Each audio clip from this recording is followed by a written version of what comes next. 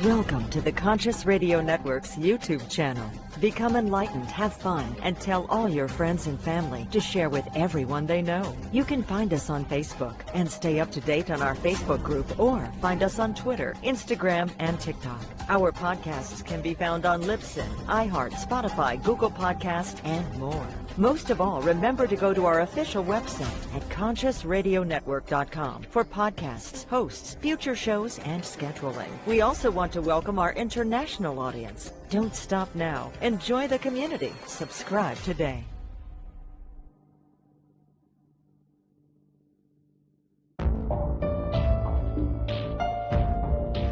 This is the Conscious Radio Network.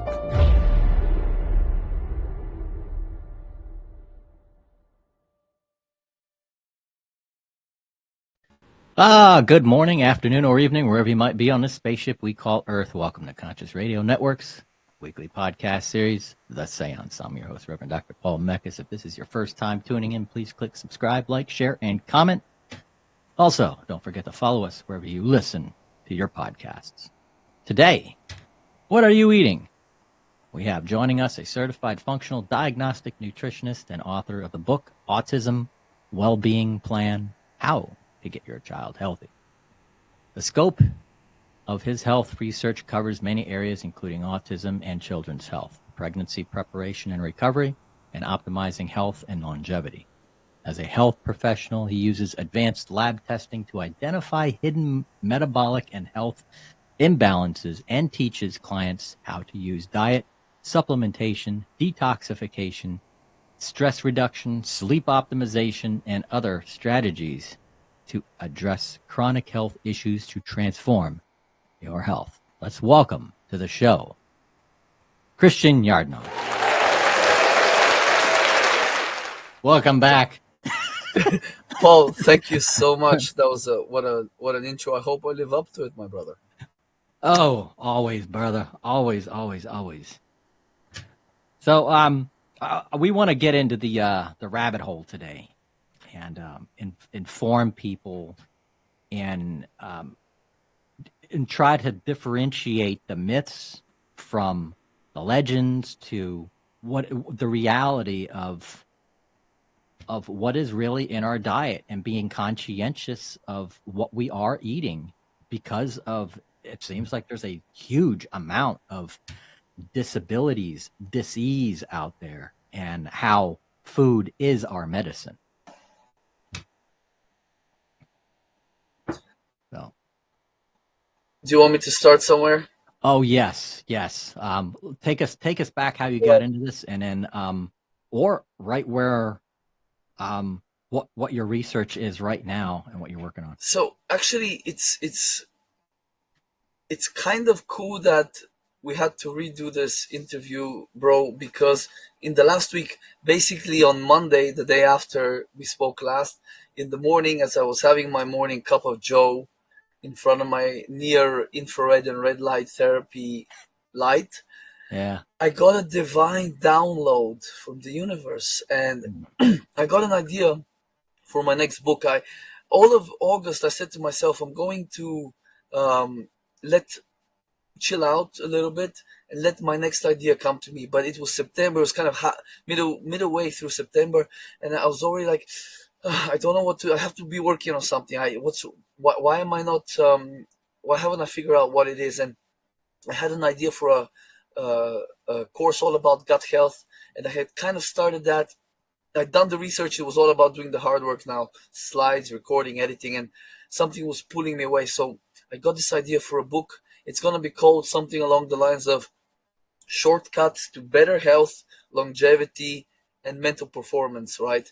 And it's going to be a short book. Maybe it will be a series. It will be volume 1. And I'm hoping the more people I tell now, that will keep me accountable, but I'm hoping to release it in maybe 3.5 months on the 2nd of January is my goal. So this is probably the 4th show. I've said this already this week on, and I've told a bunch of close people to me. So I really don't want to look like a fool. So I'm going to really try to get this project done. But in that book, even though I plan it to be a short book with the intent of making it quickly digestible for anyone that reads it. Maybe you could read it in a day, a couple of days, or in a week if you don't have much time. You should be able to get through it and find the shortcuts to health. And the reason these are important is because we live in the modern world, as we were we were discussing last time. We should probably touch on that. We live in the modern world with a modern set of challenges, and some of these challenges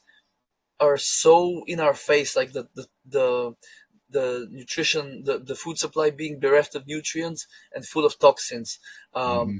Just the toxins that we are swimming in practically in the world. So we need modern strategies, modern tools for the challenges of the modern world. So in the book, I will try to, or in the series of books, I will try to dispel a lot of misconceptions we have about what is healthy, what is not healthy, including some of the stuff we'll talk about today. For example, cholesterol, it's actually good for you.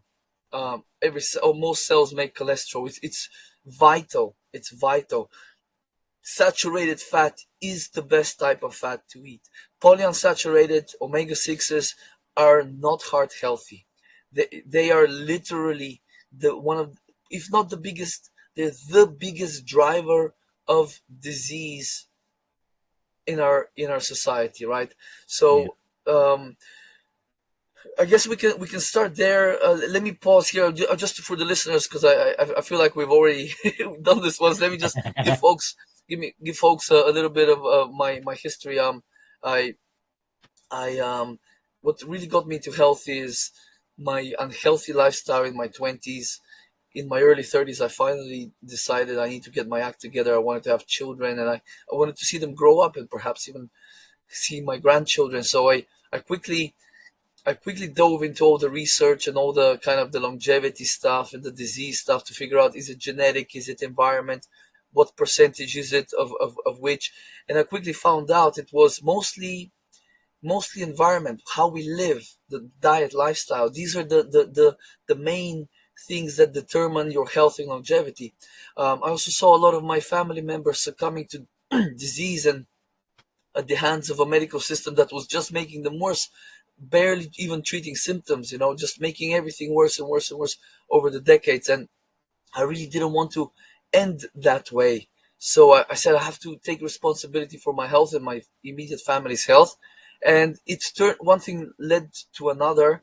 And I always knew I wanted to leave this world having contributed in some way, shape, or form. Like when I was a kid, for a while I wanted to be a doctor, then I wanted to be a scientist and like have an amazing discovery and change the trajectory of the human development. And so I realized my chance was in autism. Actually, Yeah. somebody in my family in 2018 was suspected of being on the autistic spectrum, a young child, and that is when I started diving into the research. All through 2019, I kept working on it, and the culmination of that research was my first book that I published in 2020, March 2020, about three and a half years ago. So that's kind of how I got into health. It was mostly to undo the damage I had created uh, in Yeah. my body, in my late teens and through my 20s, and through that I discovered a lot of the things that we'll be talking about today, all the scams that have been perpetrated on humanity from our Mm. governments and these institutions, and what are some of the shortcuts to ameliorate all the negative effects of these things, and what is the right way to do it long term as well, is what I've learned and would love to share with people. Absolutely. Absolutely. And let's start in with the gut health. As everybody knows, and if you don't already, a healthy gut is a healthy life. And everything starts, I would assume, is making sure you have a healthy gut. How can we start working on that?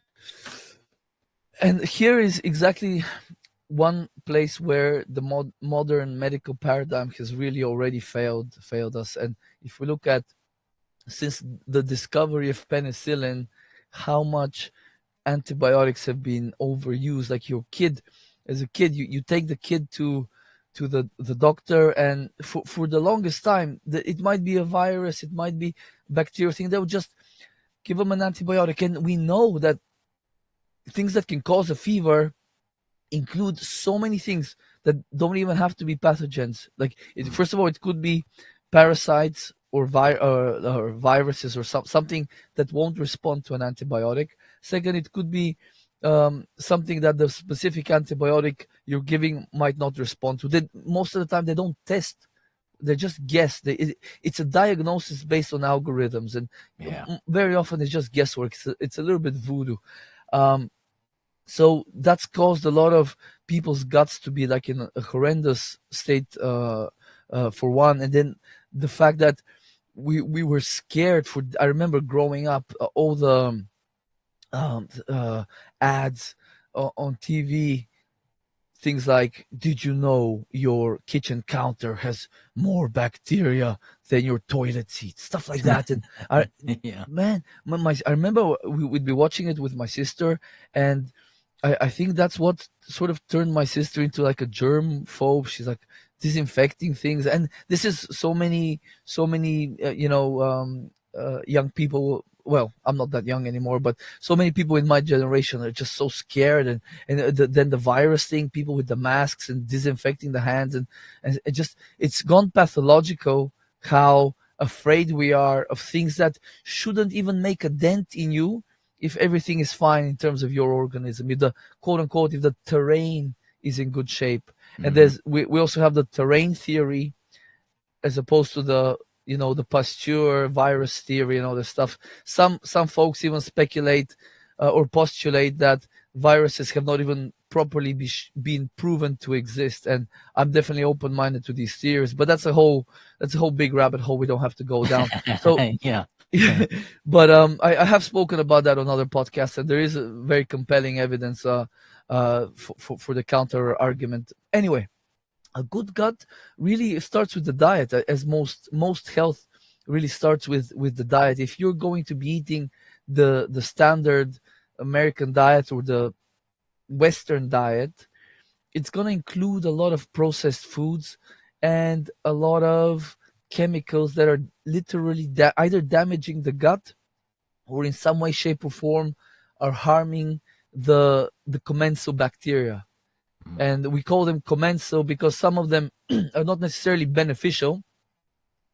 If any bacteria in the gut overgrows too much, it will become harmful. So I think a better term, a more sort of modern term is commensals, which commensal means to eat together, to sit together at the table. So the commensals can get damaged either by antibiotics or toxins in the food. Things in the water can also do that. Infection can do that. A lot of people, they're living a lifestyle that is conducive to gut dysfunction. That includes the constant stress we're under. Literally being stressed because it pulls blood to the extremities, to the arms, legs. It takes away blood from kind of the midsection, the torso, and that can actually have a deleterious effect on our gut health. A lot of endurance exercise, that's why you've heard the term the runner's trots or the runner's diarrhea. That is a manifestation of gut irritation. So gut health starts with reducing stress. Actually, if you don't sleep well, that's another factor that can exacerbate a gut problem. So cleaning up the diet is extremely important. Fermented foods can help some people. It like everything, it depends, right? You have to try it, and then if it doesn't work for you, because certain things like this can be high in histamine, and that can be detrimental to some people. Some people respond well to fiber, but a lot of these sort of authorities, health authorities, they'll say everybody needs to eat more fiber. Hunter-gatherers ate like 130 grams of fiber a day. And the thing about fiber is if you don't know what bacteria you have going on, if you have those sort of quote unquote, they're actually called gram-negative bacteria. It's a type of bacteria. You have gram-negative, gram-positive. So the gram-negative, their outer cell wall has these little fragments called endotoxins, and when they live and die, their life cycle, those endotoxins kind of break off when the bacterial cell dies, and they're extremely inflammatory. They damage the gut.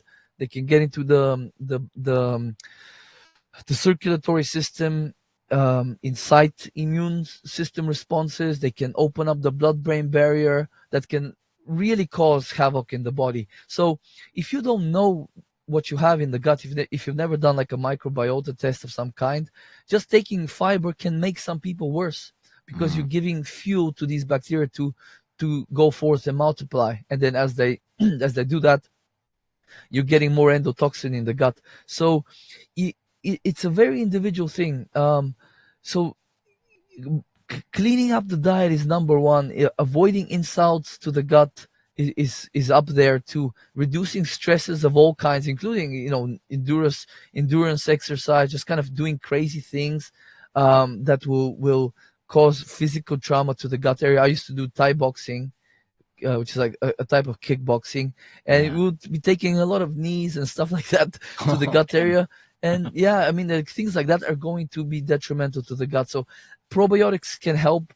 And when I say, I don't mean fermented foods, but probiotics like you would buy a supplement. I've had very good success with.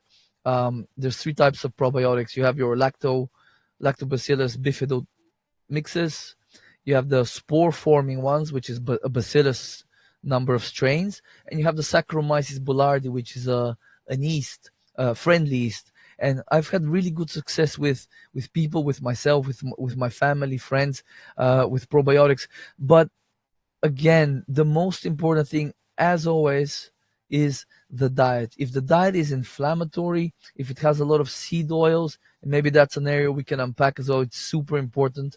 If it has a lot of these inflammatory seed oils, a lot of fiber, and it's feeding the wrong type of bacteria, then no amount of other interventions are really going to help unless that diet is dialed in.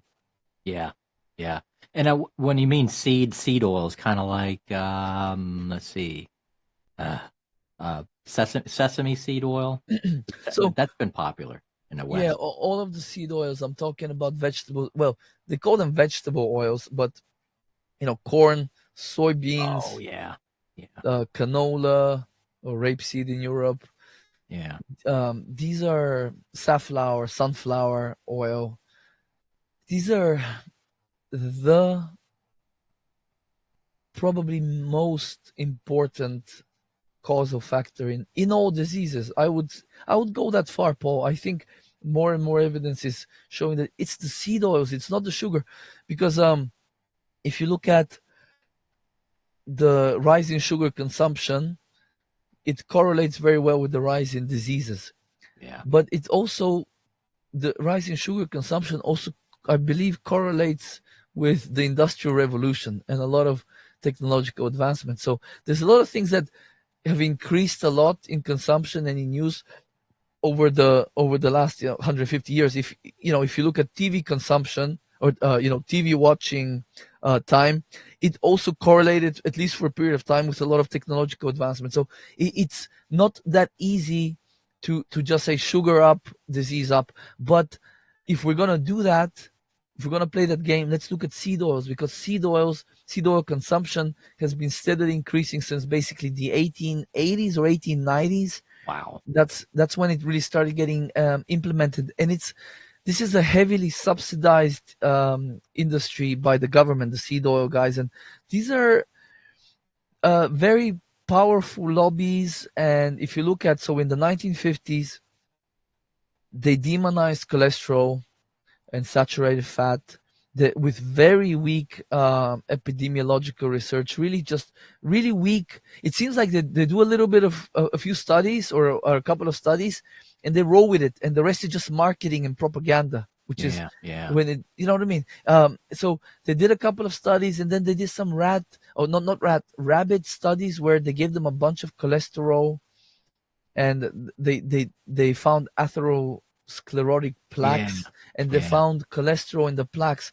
But here's kind of how to explain that. So when your endothelium of your blood vessels gets damaged, obviously the body is going to try to repair it. So what appears is that it's the cholesterol is going there. It's like the patchwork that fixes it, right? And it's like finding cholesterol at the site and blaming atherosclerosis or blood clots or whatever else, or strokes or whatever. Blaming cholesterol on that is like finding firefighters at a massive fire. And like every time there's a fire, there's firefighters. Therefore, firefighters cause fires. So this is the sort of the backwards logic, and for more research has been done. So it's actually oxidized cholesterol that's the problem. So cholesterol, especially if it's high, can be a problem in a context of a lot of inflammation and when it becomes oxidized. So in a context of oxidative stress, as another term that we can use to describe the state in the body where there's a lot of damage being caused by quote unquote free radicals, reactive oxygen species. Basically, these are just electrons or molecules that are just looking for a partner to couple up with so they can stop being so reactive. And usually that piece that they grab is off of something, off of a cell membrane, of something in the cell, or it could be off of a blood vessel. And when you look at what is an extremely, extremely, extremely inflammatory thing that most of us are ingesting 3-4 times a day, it is these seed oils, vegetable oils, the omega-6 polyunsaturated fatty acids, or we just call them PUFA, polyunsaturated fatty acids, PUFAs for short. These PUFAs are in nuts and seeds, some grains, and obviously in the seed oils. But people have to remember, a lot of people have woken up to the fact that we shouldn't use and cook in sunflower oil, rapes, canola, corn, soybean oil. We shouldn't use those. So people don't buy them. They use olive oil, butter, ghee, coconut oil. Great. But you often people forget, if you're eating out at salad bars, like in Whole Foods, that's all canola that your salad is drenched in. If you're buying takeout food, or if you're going to restaurants, most of them are cooking it and in these seed oils, and a lot of the time it's already rancid or oxidized. So you're eating damaged food. So when you're eating this, it's that damage that it causes, it depletes your antioxidants. And then once you're in a depleted antioxidant state, adding more fuel to that fire means just you're now in damage mode. You're causing damage to your organs, your blood vessels, your brain cells. And I just want to remind people, yes, not eating out, not eating in restaurants unless you really know what they're doing and you're instructing them properly, or avoiding things that will be cooked in seed oils, is a good step. Not buying and cooking with these things is a good step, but do not forget that they are still in nuts and seeds. And nuts and seeds are plant babies. And the plants do not want their babies eaten. They want the fruit eaten. That's why it's colorful and it's sweet and it's vibrant looking and it smells amazing and delicious. They want you to eat that and then go deposit it somewhere in a pile of manure for an optimal start for that next plant's life. They don't want you taking their seeds and roasting them and cooking them and whatnot. So for that reason, there's a lot of anti-nutrients in these seeds and nuts. Oxalates, phytates, tannins, there's phytoestrogens. There's a couple more that now I can't off the top of my head remember them. And then there's these omega-6 seed oils. So eating them raw, you're getting anti-nutrients, they're hurting your gut and other things. Cooking them inactivates some of the anti-nutrients, but it also oxidizes the fats. So these are the most important thing a person that has remotely any interest in their longer term health. We're talking, if you don't want to develop Alzheimer's or dementia or atherosclerosis or stuff like that, you want to exclude these omega-6s out of your diet as much as possible, because them circulating around, first of all, when they're deposited in your fatty tissues, they're already creating inflammation. These are the PUFAs, the polyunsaturated fatty acids. They are precursors to inflammatory mediators in the body. Like if you go to Wikipedia, type in omega-6 or polyunsaturated fatty acid, you will find that they get turned into eicosanoids that get turned into thromboxanes and a couple of other things I can't remember now off the top of my head. These are inflammatory mediators. They literally create inflammation in the body. So the more of these you have on your body, the more inflammation of an inflammatory state you are liable to be in. And then when they start circulating, let's say for energy, and let's say you burn them in the cell at the mitochondria, it can damage your actual mitochondria. If they get used to build structures in the body, in the cells, those structures, because these are very unstable fatty acids, they're quite flexible. These things will be not as good as sound structurally as when they're made with other fats like saturated, monounsaturated. So these things are unstable, inflammatory, and when they get inflamed or damaged, they cause damage around them, and that actually can be like a spark that lights a wildfire. One gets damaged, it now damages the one next to it, and so on and so forth, and then you got a lot of damage going on. So excluding these out of the diet is extremely important, as I probably said 20 times by now, and adding vitamin E, a full spectrum vitamin E.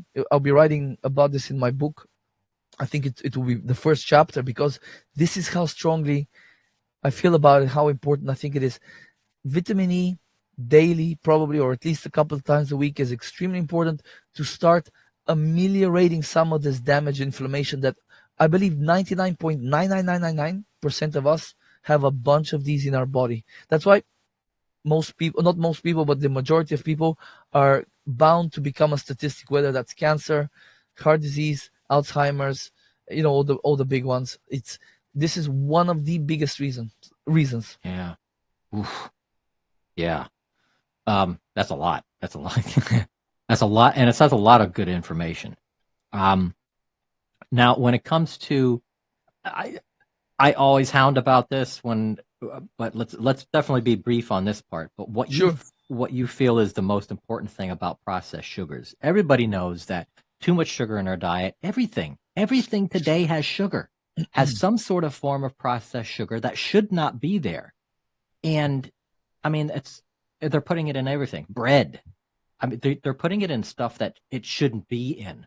What is your thought on all these processed sugars? You might not believe this, Paul, but recently my stance on sugar has changed. I'm not saying sugar is a good food, because it's got no other nutrients, right? I eat honey almost every single day of my life, and quite a lot. Sometimes I'm like 8-9 ounces or 10, up to 10 ounces in a day. Mm-hmm. And honey, I love honey. So the sugar itself, the configuration of what sugar, sucrose is 50% glucose, 50% fructose.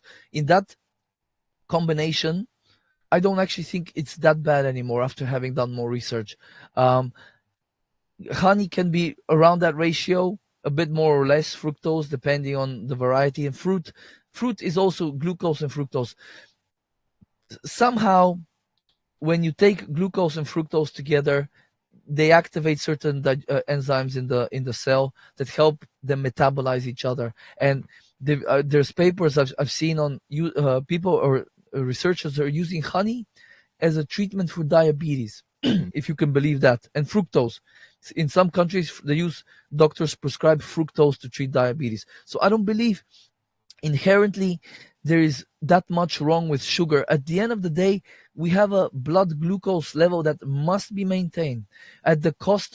We will maintain the blood glucose level at the cost of shredding muscle tissue, shredding skin, joints, even organs. Even the brain can be shredded by cortisol to create glucose to maintain consciousness. The brain will be one of the last things. The heart will be the very, very last.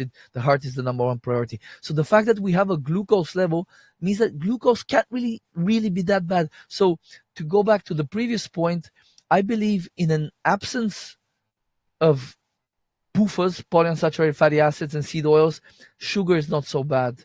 I believe it's these things being, because you see your bread and all the other things, very often they have a lot of seed oils, right? If you just eat a bunch of fruit, you're getting a lot of sugar. But I don't really think if you take somebody, put them on like, 2-3 pounds of watermelon and whatever other fruits, I don't think they're gonna really be that ill for it after Yeah. a couple of years. So it's what else is in those foods is the question. Yeah, it's all the junk, the processed junk that's in there. Yeah. Dozens of ingredients. Yeah. Now, what are your thoughts on with the industrialized, everything is now industrialized. Food factories, manufactured foods, especially here in the West.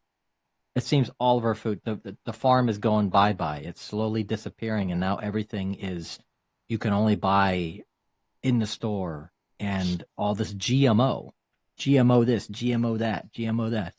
What are your thoughts on GMO and us trying to, is that something that we should stay away from, is GMO? Yeah, for sure. We have to boycott it as much as possible. We have to boycott all these things that we don't agree with, which includes all the things you said. So all the big factory farming operations, the confined. I would never buy chicken or eggs or meat. Like I would rather not. If I had no access to that stuff, let's say for a week, let's say we're traveling, I would not eat meat. I would figure something else out. Maybe I might even go for a 2-3 day fast if it got that bad. So we have to really vote with our dollars, and we have to start. If you like, I know a lot of folks in the States, they have some land at least. I would definitely see what can you get chickens. Maybe can you? Some folks could get goats. Like if I had a house, we're going through 2-3 gallons of milk and a bunch of goat milk and goat cheese and goat yogurt probably like 4 gallons in terms of volume of all of these things. So the first thing, if we get a house at some point, is I'm gonna see if, before even chickens, can I get some goats, and because I'm spending a lot of money on organic goat products. So Yeah. if you can do that at home, if you can start growing some of your own food, learn the organic methods. They're actually very easy to get into. One book or one podcast, one YouTuber can show you a lot of things, and things like, for example, potatoes are super easy to grow, and a few other things. Start learning the process. Let's relearn what we have very quickly forgotten in the space of like 2 generations or so, all around the world, really. And I would also say, find the local farmers and start supporting them and asking questions and demanding the information. Ask them, what are you feeding these animals, and then see how much grain are they eating. If they're cows, it's one thing, but if they're chickens or pigs, any grains with omega-6s they eat, they're gonna accumulate, right? And I actually kind of stopped buying even organic chicken because it's very fatty, and I'm thinking to myself, well, it's a pretty big company, so they can't be pastured, out on the fields. These chickens, they must be giving them, or sure, organic grains, but omega-6 heavy nonetheless. So we have a way of cooking the chicken fast, where a lot of the fat drains off, and then we used to give it to the dog. But then I'm like, damn, I can't in my conscience now, knowing what I know, I can't give my dog this fat, even though she loves it. Yeah. So I even started giving my dog vitamin E once in a while, just to kind of undo some of the damage I unwittingly did on her. So we really have to find these people, and luckily in the USA you also have places like Butcher Box and Paleo Valley. So there's a lot of awesome companies doing awesome work, and you can get stuff delivered to your door. A lot of my clients in the USA, I tell them, listen, this eating well thing is not hard. Here's the link. Order. They will deliver once or twice a month, as much as you need. Grass-fed, organ meats. You can eat nose to tail. Fill up the freezer. You are ready to go. So it's not even that hard. But yeah, you have to make a little bit of an effort. Yeah, absolutely. A little bit of a rabbit hole here. What are your thoughts on the gluten and glyphosate industry out there, and its toxins and its implementation in foods, in the growing of foods, and how bad is it really? with that option in our grain. Yeah, in the States, I would not eat grains really. I don't think, even because even if it's organic, you just don't know if it's a tiny little farm nested in between massive other farms that are using conventional agriculture. All that runoff, you just can't trust it. I wouldn't, to be honest. That's one reason why I don't want to go move to the States. Maybe I'd go in Texas. I would go maybe in Texas somewhere in the sticks, but then I've heard that you have some crazy snakes and stuff like that. So I'd probably not man enough for that. But yeah, grains with all the glyphosate, it's if you look at how much it's been used, and actually that's another thing that a lot of disease correlates with glyphosate use since I guess the 1970s when they really it was around the mid 90s where the GMO crops that were glyphosate resistant. That's when it kind of really production and use went up. Mm-hmm. And yeah, that at the same time, you look at autism, look at ADHD, autoimmunity, everything else, cancer. So it's a very, very detrimental thing. And here, in Europe, they've done studies on beer.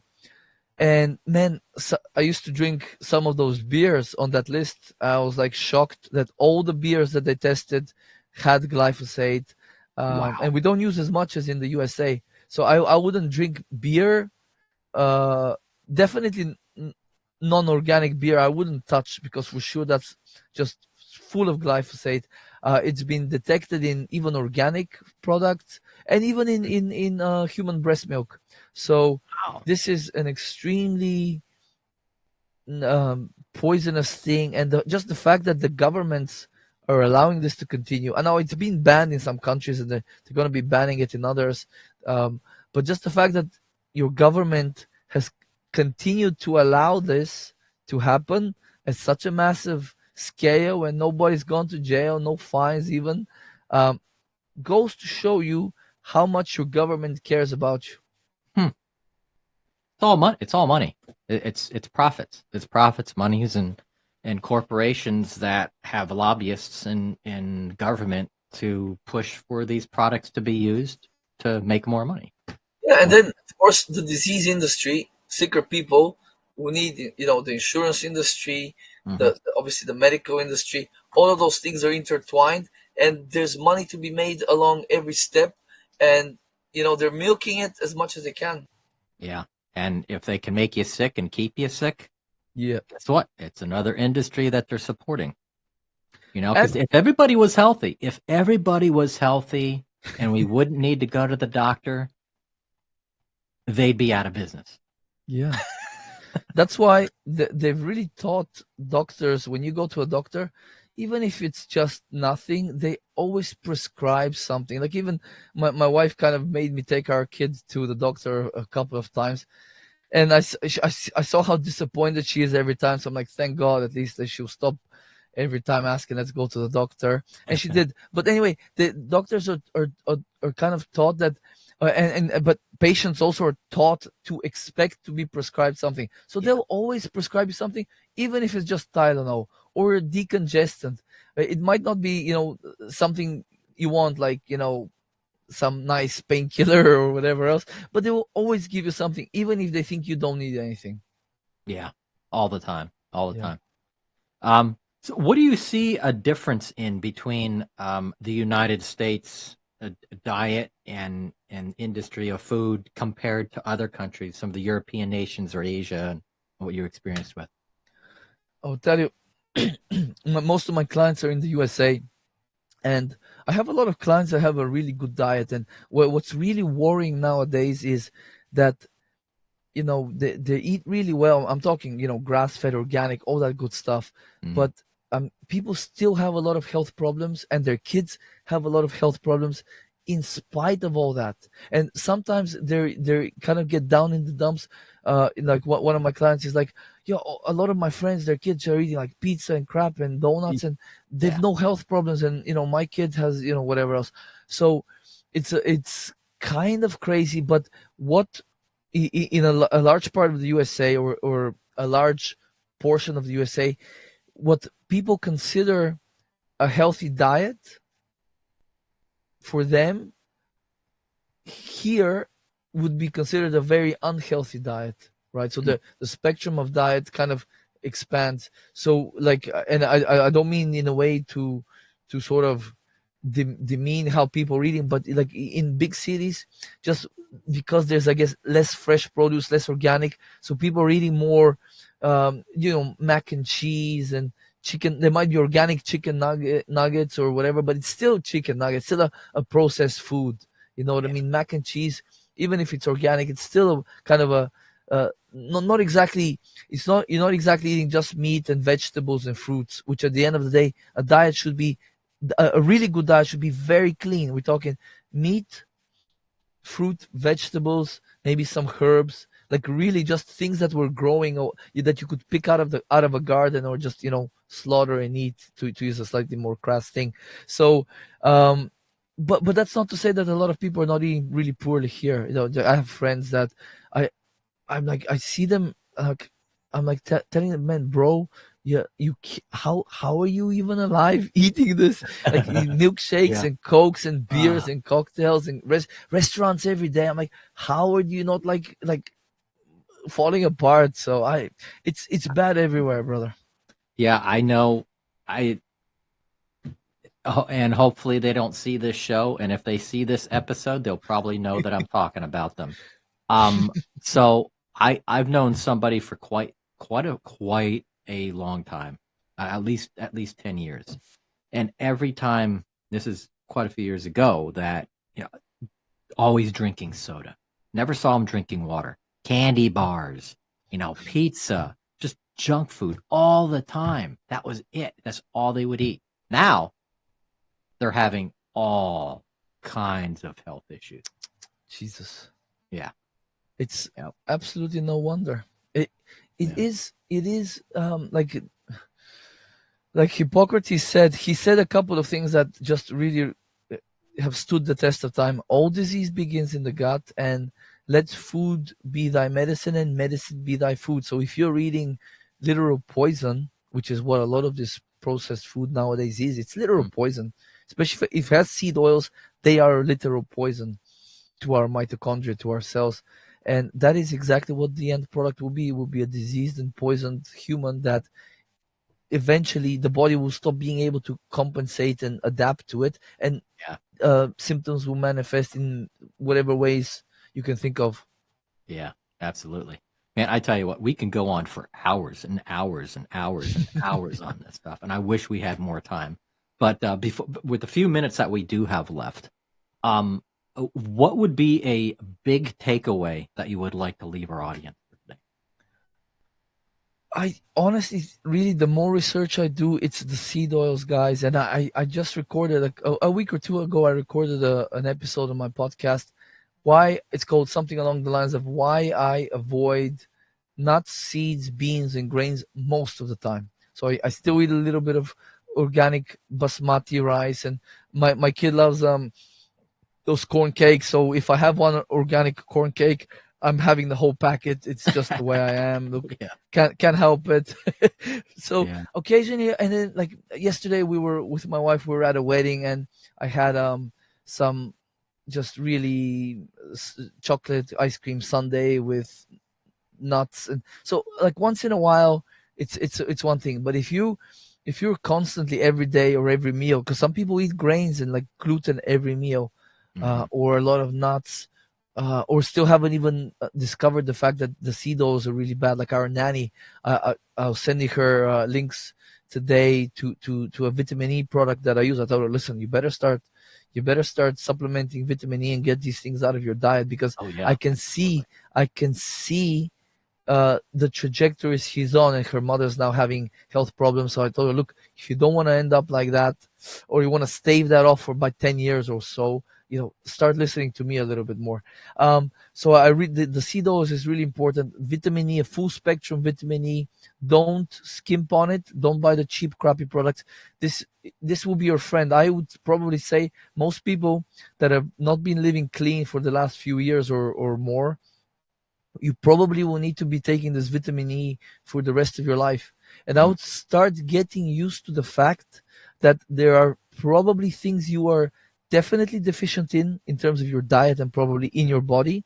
So I would start getting used to the fact that you need to incorporate supplements, and they need to be high quality, not the crap you buy at the grocery store.